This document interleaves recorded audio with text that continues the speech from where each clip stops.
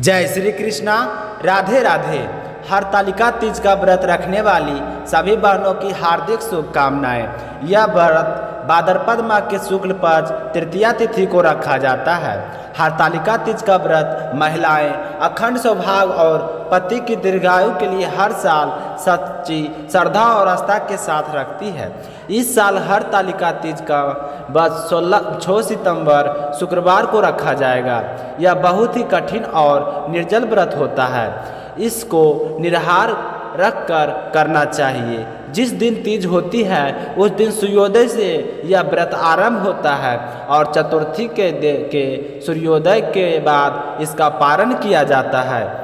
भाद्रपद माह के शुक्ल पक्ष की तृतीया को यह व्रत किया जाता है। हरतालिका तीज का व्रत करने के लिए शास्त्रों के कुछ नियम बताए गए हैं। अगर हम उन नियमों को मानते हुए व्रत करते हैं तो हमें हमारे व्रत का पूरा फल मिलता है। तो चलिए जानते हैं कि हरतालिका तीज की तिथि कब से कब तक है, और साथ ही यह भी जानेंगे कि इस दिन महिलाओं को कौन सी बातों को ध्यान रखना चाहिए। पंचांग के अनुसार भाद्रपद माह के शुक्ल पक्ष की तृतीया तिथि को 5 सितंबर को दोपहर 12:20 से शुरू होगी और इसका समापन 6 सितंबर का दोपहर 3:20 में हो जाएगा।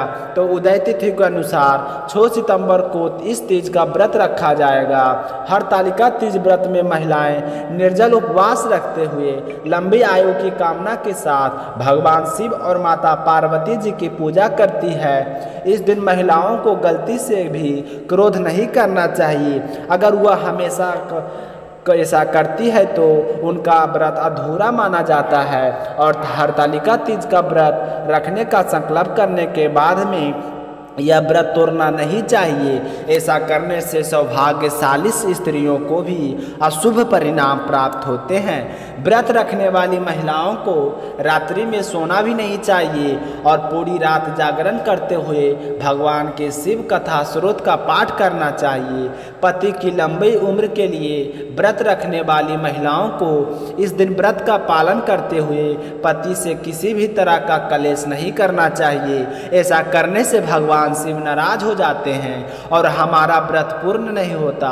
तो साथ ही इस दिन महिलाओं को काले रंग से परहेज करना चाहिए। कोई भी चीज़ काले रंग की नहीं पहननी चाहिए, जैसे कपड़े, चूड़ी, बिंदी, इन सब में कहीं भी काला रंग नहीं होना चाहिए।